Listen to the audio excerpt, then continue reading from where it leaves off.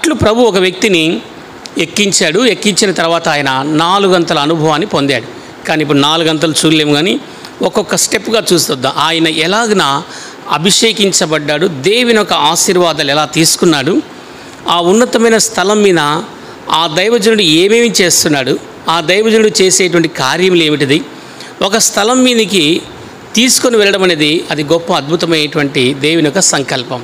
కాబట్టి యెహోవా నిత్యము నడిపించాలని ఇష్టపడుచున్నాడు. కాబట్టి నీవు కూడా ప్రార్థనలో కనిపెట్టడం చాలా అవసరం. ఎక్కిన తర్వాత ఆ స్థలంలో నుంచి దిగి వచ్చి ప్రజలకు ఏం చేస్తున్నాం. కాబట్టి మనకిచ్చిన పరిచర్య, మనకిచ్చినటువంటి విధానం, సంఘము, ఈ సంఘములో దేవుడిని ఉన్నతమైన స్థాయిలో ఉంచాడు. ఆ స్థలం నుంచి ఉన్నతమైన స్థాయి నుంచి దిగి వచ్చి దేవుని ప్రజల మధ్యలో పరిచర్య చేయడం అనేది, దిగి వచ్చి ప్రజల కొరకు ప్రార్థన చేయడం అనేది చాలా ప్రాముఖ్యమైన విషయం. కాబట్టి అందుకొరకే 4 రకాలైన అనుభవం ఉన్నాయి, చాలా ఉన్నాయి. ఒక్కొక్క స్టెప్స్ మనం చూస్తూ వద్దాం. దేవుని సన్నిధిలో ఎక్కించబడిన వ్యక్తి యొక్క అనుభవం ఎలా ఉంటుంది. రండి, మొదటి సమూయేలు గ్రంథము, ఎక్కించబడిన అనుభవము చూడండి. మొదటి సమూయేలు గ్రంథము 9వ అధ్యాయం. మొదటి సమూయేలు గ్రంథము చూడండి. మొదటి సమూయేలు గ్రంథము 9వ అధ్యాయము 10వ వచనం లేదా 11వ వచనం. 10వ వచనం. సౌలు నీ మాట మంచిది, వెళదు రమ్మనగా వారు దైవజనుడు ఊరికి పోయిరి. ఊరికి ఎక్కిపోచుండగా నీళ్లు చేదుకొండకే వచ్చినటువంటి కన్యకలు తమకు కనబడినప్పుడు ఇక్కడ దర్శకుడు అనగా ఎవరన్నా దీర్ఘదర్శకుడు ఉన్నాడని అడిగిరి. అందుకు వారు, ఇదిగో అతడు మీ ఎదుటనే ఉన్నాడు, త్వరగా పోయి అతన్ని కలుసుకొనుడి. ఈ దినమునే అతడు ఊరికి వచ్చి ఉన్నాను.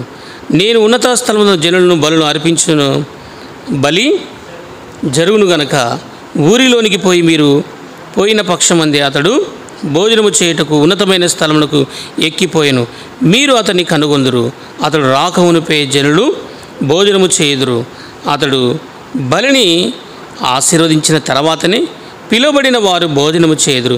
మీరు ఎక్కి పొండని అతనితో చూచుటకు ఇదే సమయమని చెప్పారు. మీరు ఎక్కి పోండి, అతని చూచుటకు ఇదే సమయం.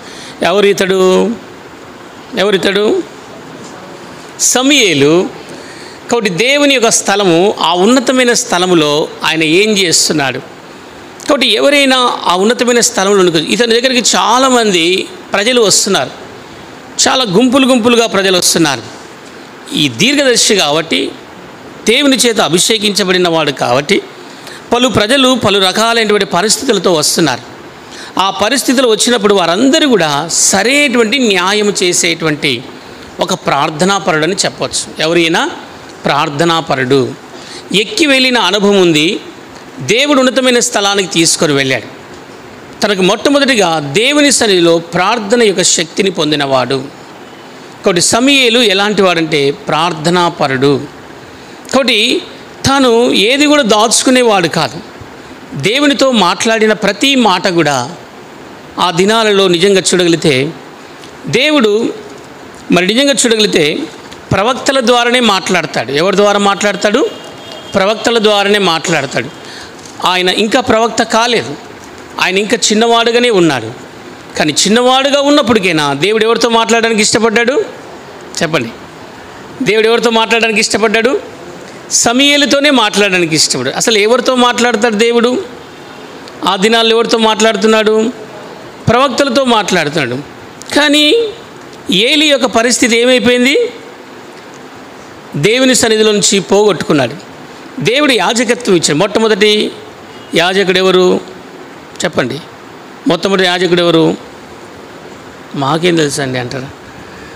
ఏంది ఇట్లా? మొట్టమొదటి యాజకుడు ఎవరు? మొట్టమొదటి యాజకుడు ఎవరంటే నాకే తెలుస్తలేదే. ఏలీయే కదా మొట్టమొదటి యాజకుడు. ఎవరు మొట్టమొదటి యాజకుడు? సమూయేలా? చెప్పండి. ఏలీ యాజకత్వం సరిగా లేకపోతుంది కాబట్టి ఏం చేశాడు? దేవుడు సమూయేలుని ఇష్టపడ్డాడు. చదవండి, మొదటి అధ్యాయం 2వ అధ్యాయం 30 వచనం. 2:30. మొదటి సమూయేలు గ్రంథం 2వ అధ్యాయం 30 వచనం. త్వరగా. నీ ఇంటి వారును నీ పితరుల ఇంటి వారును నా సన్నిధిలో యాజకత్వము జరిగించుదురని యెహోవా ఆజ్ఞ ఇచ్చి ఉన్నాడు, ఇది ఇప్పుడు నా మనసుకు అది కేవలం ప్రతికూలమైనని ఇశ్రాయేలు దేవుడిని యెహోవా సెలవిచ్చున్నాడు. కావున యెహోవాకి ఏదనగా చూడండి, ఇక్కడ నన్ను గణపరుచువారు నేను గణచు. అయితే అక్కడ ఏమైపోయిందంటే దేవుని సరైన రీతిలో గణపరచడము లేదు, ప్రార్థనా జీవితము తక్కువైపోయింది. ఏలీని దేవుడు ప్రేమించి ఎవరు ప్రేమించాడు? ఏలిని ప్రేమించి మొట్టమొదటిగా యాజకత్వాన్ని ఏలీకి అనుగ్రహించాడు. అయితే మరి ఏలి ఎలాగున్నాడు? తన పిల్లలు ఎలాగున్నారు? స్థితి తప్పిపోయింది. కాబట్టి నన్ను గణపరచువారని నేను గణపరచను. సరైన రీతిలో దేవుని గణపరచలేకపోయాడు. అప్పుడు సమూయేలును ఆ దినాల్లో దేవుడు కోరుకోవడం జరుగుతూ మొట్టమొదటిగా సమూయేలును ఆ దినాల్లో దేవుడు ఎవరితో మాట్లాడేవాడంటే ఏలీతోనే మాట్లాడేవాడు. ఎవరితో మాట్లాడేవాడు? ఏలీతోనే మాట్లాడేవాడు. కాబట్టి ఏలీతో మాట్లాడేటువంటి ఉండేటువంటి దినాల్లో ఇప్పుడు చిన్నవాని దగ్గరికి వచ్చి దేవుడు మాట్లాడడం ఆరంభించాడు. కాబట్టి ఇక్కడ ఇతను అనుభవం గలవాడు కాబట్టి దేవునితో ఎన్నో సందర్భాలు తన జీవితాన్ని గడిపాడు. కాబట్టి ఏలీ దేవుని స్వరాన్ని వినలేకపోయాడు. సమూయేలు దేవుని మాటను వింటున్నాడు. ఈరోజు సమూయేలు దేవుని సన్నిధిలో ఒక మంచి దీర్ఘదర్శకుడుగా చేయబడడానికి కారణం ఏమిటిది? దేవుని యొక్క సన్నిధిలో తాను లోబడడం నేర్చుకున్నాడు. లోబడే మనసు ఉంది, ప్రార్థనా పరుడు. కాబట్టి దేవుడు ఒక ఉన్నతమైన స్థలానికి తీసుకొని వెళ్ళడానికి ఇష్టపడుచున్నాడు. అతడు వచ్చినప్పుడల్లా దాను మొదలుకొని బెర్షెబా వరకు తిరుగుతున్నాడు. ఎక్కడెక్కడ తిరుగుతున్నాడు? దాను మొదలుకొని బెర్షెబా వరకు ఈ చుట్టుపక్కల ఉన్న ప్రదేశాలన్నీ ప్రదేశాల్లో ఆయన తిరుగుతున్నాడు. అట్లా కర్మేల్లోనికి వచ్చే లోపల అక్కడ తాను దేవుని సన్నిధిలో అక్కడ ఉన్నటువంటి షిలోహులో దేవుని యొక్క ఏర్పాటు, దేవుని యొక్క ప్రత్యక్షత, దేవుని యొక్క మందిరాన్ని దేవుడు తన ద్వారా కోరుకోవడానికి ఇష్టపడ్డాడు.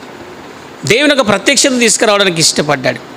కాబట్టి ప్రార్థనా పరులమైన మనము దేవుని సన్నిధిలో ఉన్నతమైన స్థలం ఎక్కిన తర్వాత, ఒక మంచి అభిషేకం వచ్చిన తర్వాత ఏమవుతాడంటే మనుషుడు గర్విస్తాడు.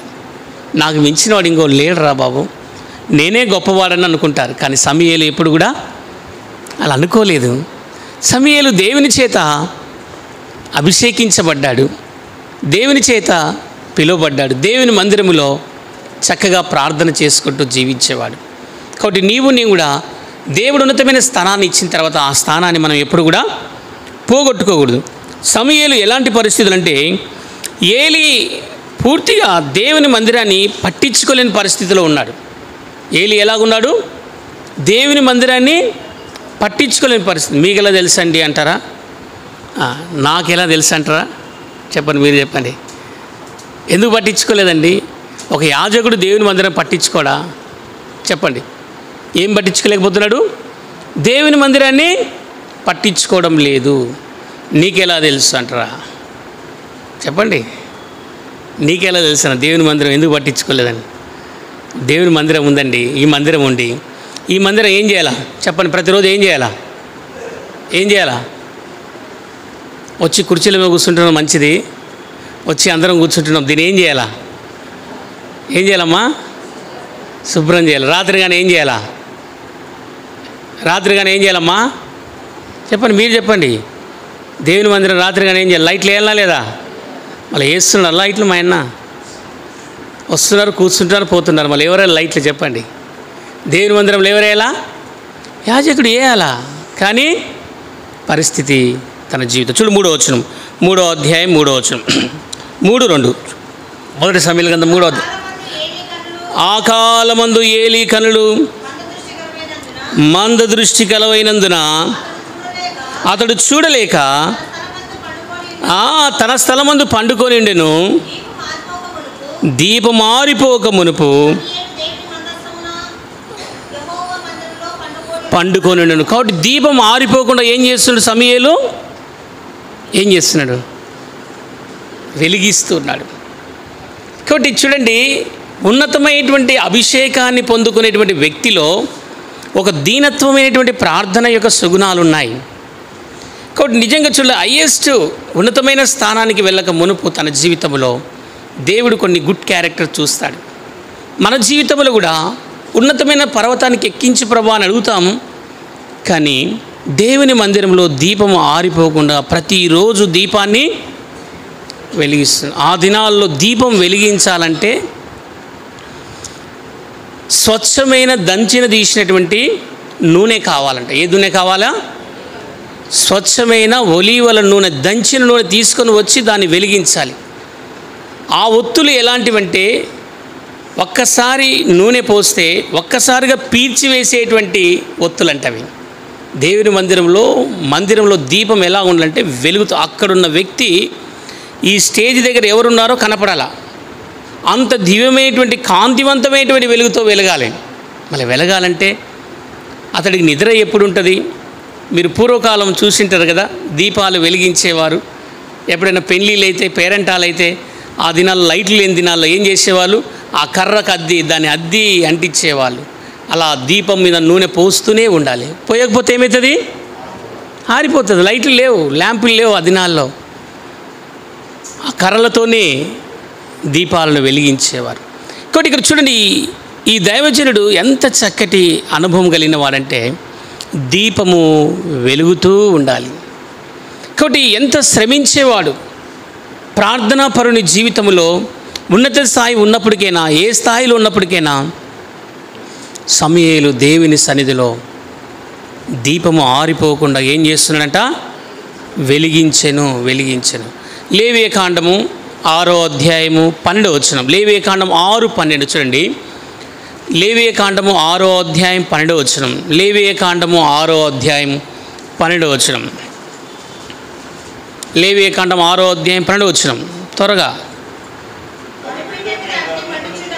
బలిపీఠ మీద అగ్ని మండుచుండవలను, అది ఆరిపోకూడదు.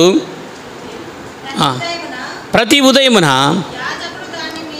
యాజకుడు దాని మీద కట్టెలు వేసి దాని మీద దహన బలి ద్రవ్యమును ఉంచి కొవ్వు దహింపవలను, బలిపీఠ మీద అగ్ని నిత్యము మండుచు ఉండవలను. కాబట్టి అది ఆరిపోకూడదు. ప్రార్థనా బలిపీఠము.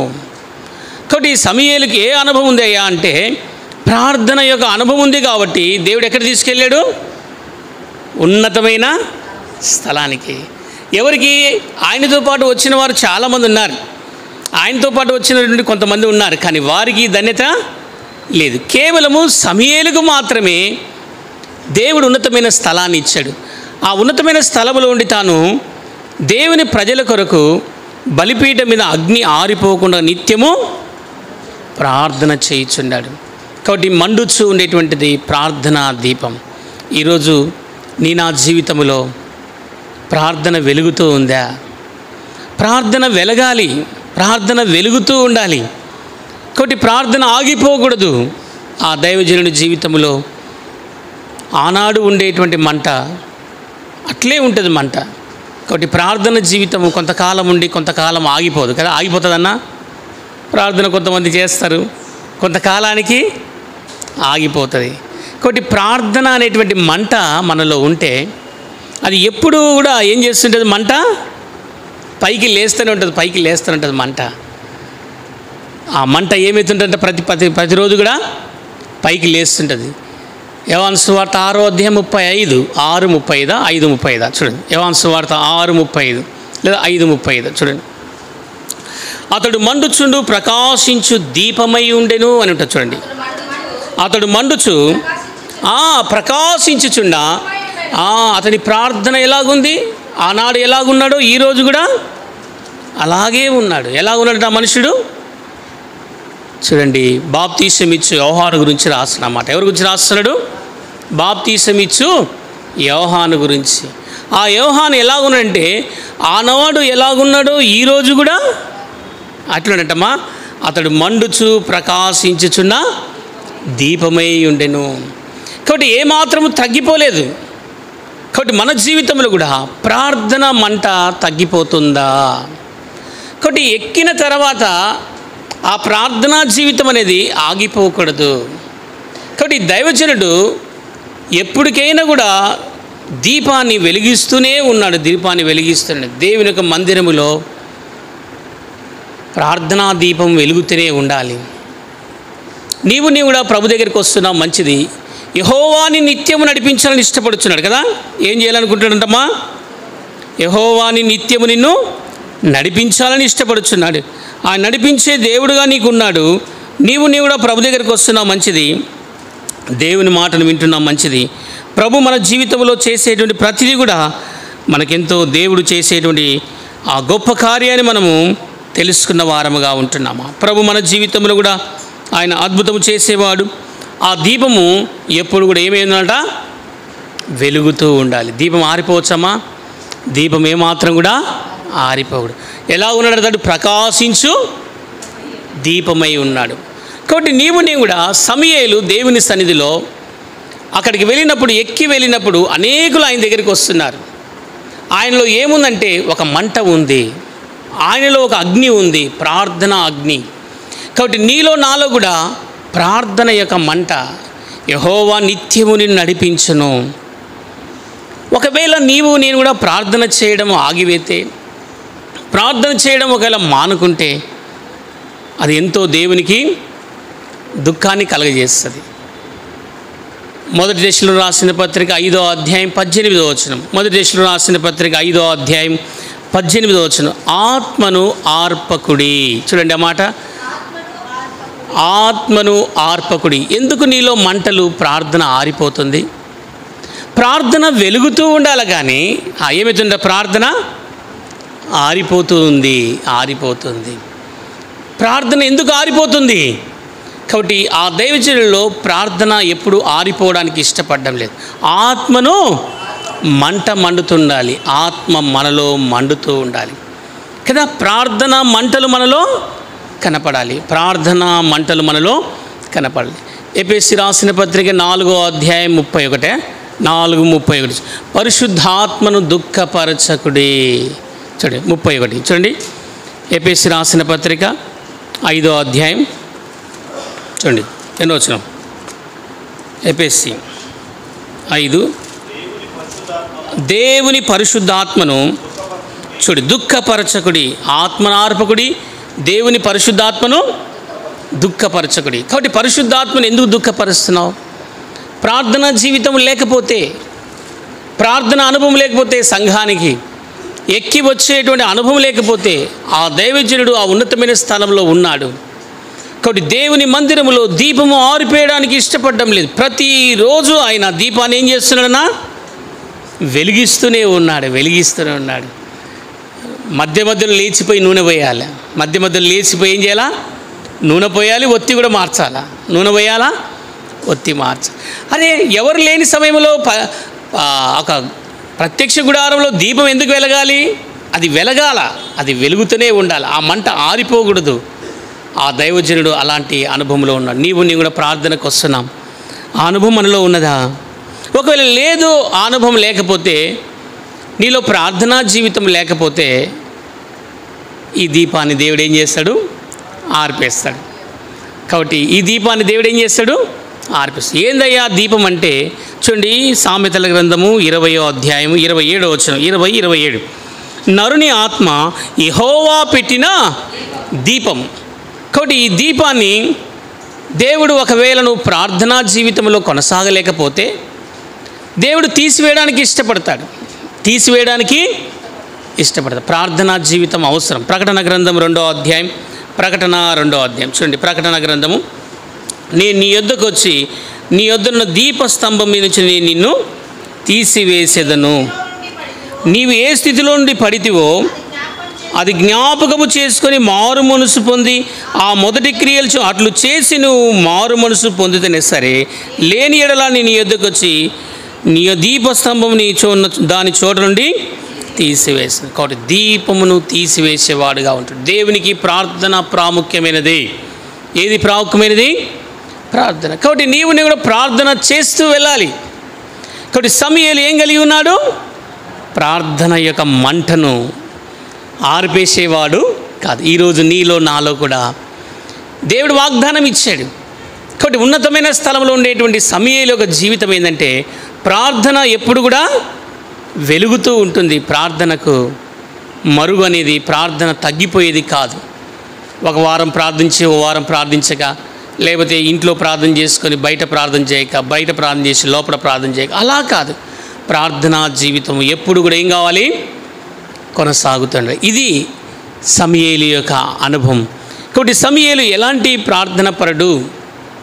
తాను ఉన్నత స్థలం మీదకి ఇది ఎవరెక్కించాడు? దేవుడు ఎక్కించాడు. ఎవరెక్కించాడమ్మా? దేవుడు ఎక్కించాడు దైవజనుని. కాబట్టి దేవుడు ఆయనను వాడుకోవడానికి ఇష్టపడ్డాడు. నిన్ను నన్ను కూడా ప్రభు ఈ సంవత్సరం ఎల్షదాయికి ఇచ్చిన వాగ్దానం, యెహోవాని నిత్యము నిన్ను నడిపించు. కాబట్టి నువ్వు దీపాన్ని, ప్రార్థన దీపాన్ని, ఆ మంటను ఆర్పివేయద్దు. దైవజనుడు ప్రార్థన యొక్క అనుభవాన్ని కలిగిన వాడుగా ఉంటున్నాడు. ఆ చిన్న వయసులో కూడా దేవుని యొక్క ప్రత్యక్ష గుడారములో తనకు దేవుడు అప్పగించబడినటువంటి ఆ దీపాన్ని ఏం చేస్తున్నాడు? వెలిగిస్తున్నాడు.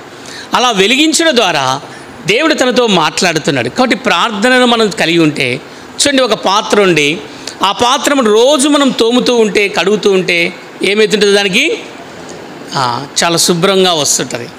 రోజు వంట చేస్తుంటాం, అది నల్లగవుతుంటుంది, మరలా దాన్ని తోముతుంటాం, మరలా అది నల్లగవుతుంటుంది కదా, తోముతుంటాం. కాబట్టి దేవుడు కూడా ప్రార్థన ద్వారా రోజు ప్రార్థన చేస్తుంటే దేవుడు ఇంకా మరుగైనవి, ఇంకా లోపల ఉండేటివి అవి కూడా దేవుడు బయటికి తీసుకొని వస్తాయి. నిన్ను పరిశుద్ధపరుస్తాడు. ప్రార్థనా జీవితము చాలా అవసరం. ప్రార్థన లేకపోతే మన జీవితంలో ఎంతో నష్టాన్ని మనము పొందేవారముగా ఉంటాం. ప్రార్థన యొక్క అనుభవం మనలోనికి రావాలి. అందుకొరకే ప్రార్థన గురించి దేవుడు మనతో మాట్లాడుతూ వస్తున్నాడు. కాబట్టి నీవు కూడా సమూయేలు ఎలాంటి అనుభవం కలిగిన వాడంటే, ప్రార్థనా జీవితం యొక్క అనుభవాన్ని కలిగిన వాడుగా ఉంటున్నాడు. కాబట్టి నీవు కూడా రోజు ప్రార్థన చేస్తున్నప్పుడు ఆ ప్రార్థన మనను ఎంతగానో దేవుడు సహాయం చేస్తాడు. యోబు గ్రంథం రాస్తాడు. యోబు గ్రంథము 23వ అధ్యాయం 10వ వచనం చూడండి. 23:10 చూడండి. నేను నడుచు మార్గం ఆయనకు తెలియను, ఆయన నన్ను శోధించిన తర్వాత నేను సువర్ణం వలె కనపడేది. కాబట్టి ప్రార్థనా జీవితము, ఆయన శోధించిన తర్వాత నేను సువర్ణం వలె కనపడదును. కాబట్టి దేవుడు మనల్ని అనేక రకాల పరిస్థితులు మనం తీసుకొని వెళ్తాడు. ఆయన మనల్ని, నేను నడుచు మార్గం ఆయనకు తెలియను, ఆయనను శోధించిన తర్వాత ప్రార్థనలో ప్రభు నిన్ను అనేక రకమైన అనుభవముల గుండా తీసుకొని వెళ్ళాలి. ఇది మనము సమూయేలు యొక్క అనుభవంలో కొన్ని అనుభవాలు ఉన్నాయి. ఆ అనుభవాల గుండా మనం నడుచుకుంటూ వెళ్ళాలి. మొట్టమొదటిగా సమూయేలు దేవుని ఇంట్లో ఏం కలిగి ఉన్నాడు? దీపమును ఆరిపోకుండా దాన్ని ఎంతగానో శుద్ధీకరిస్తున్నాడు. మన జీవితం కూడా ఈ హృదయములో ఏదైనా కల్మషం, ఏదైనా కానిది దాన్ని మనం బయటకు తీసివేయాలి. ప్రార్థన ద్వారా దాన్ని శుద్ధి చేస్తూ రావాలి. అప్పుడు ప్రభు పరలోకమందున్నటువంటి దేవుడు మనల్ని చూసి ఆనందించేవాడుగా. అట్లు దేవుడి మాటలు నీ కొరకు నా కొరకు ప్రభు ప్రార్థన కొరకే సిద్ధపరచబడింది.